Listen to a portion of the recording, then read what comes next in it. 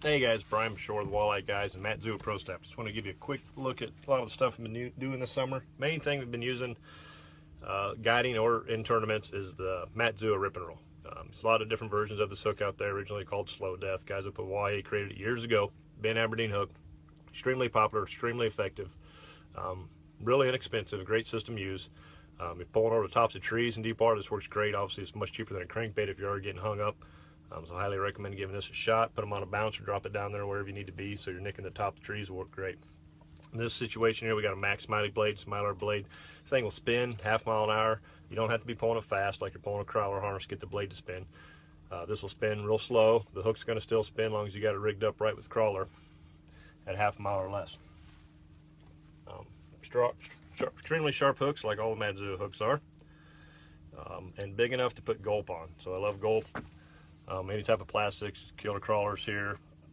You only need about a 1/2 inch or so crawler hanging off the back, just enough to have that bend in your crawler so it spins. Here we have a 9/16 propeller blade, another good way to rig them up. 3-foot lead on a bottom bouncer is the most commonly way you'll see these pulled. You can also put them on spinners. Put your spinner blade on there instead of your traditional crawler harness with 2 hooks, whatever. Just use 1 hook. Use a Rip N Roll, number 4, number 5, number 6 blade, and with the crawler, you'll be good to go. Right here's a Matzuo slide bouncer. Things are awesome. If you're like me, you've left your traditional bottom bouncers on, tucked them in, they've wrapped around going down the lake and broke your rod tips. I've had enough of that.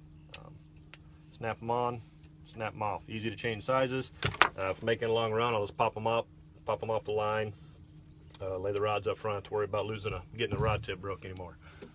Brent Hendricks, teammate, got 11th at the NWT in Green Bay. Here's what he was using. Basically, same thing. A Rip N Roll hook, little lead from a Tommy Hare spoon. Controlling these in open water on an inline weight or a snap weight, whatever works for you. I think he was using inlines. You can use any type of spoon. Matzuo actually makes some of these rigs as well, or you can tie them up yourself like I did here. This works great all over the place. Good system to run over trees. Put your gulp on it, put your crawler on it, pinch it off just a little bit. Running these open water with inline weights, obviously you want a little longer lead, 4, 5, 6 foot. Just make sure it's manageable and not too long. Spinner blades on them, spin gloves, spin floats work real well. Whatever you want to use, nothing, just a bead and a hook. They've been actually using that a lot this year, especially in the clear water, when the fish are being a little more finicky up at Lake Walleye, Lake Francis Case. Several different options. You can put these on the back of about anything. Old Erie Deary, Matzuo Spitfires, I got them on the back of all those and replaced all the traditional treble hooks with these. Very enticing, looks like a small larva coming up through the water column, especially right now when we have a plethora of mayflies in the area. Check them out at matzuo.com, go to walleyeguys.com. There's some articles and tips and tricks there on these as well. If you haven't been using them, they've been around for a while, you've been hearing about it. If you've ever been out with a guide on the Missouri River system, you'll most likely have used them. If you haven't, ask them about it when you're out. I'm sure somebody will throw you one. Real inexpensive system, and probably the most effective thing out there. So you'll see a lot of people using this next week at the NWT Championship at Mobridge. I'm sure it's been one on it before.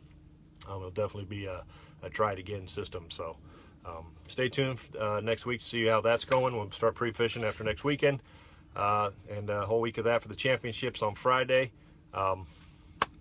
Stay posted with that on Facebook and at walleyeguys.com. Check out for some updates on Matzuo's Facebook page as well. See you on the water.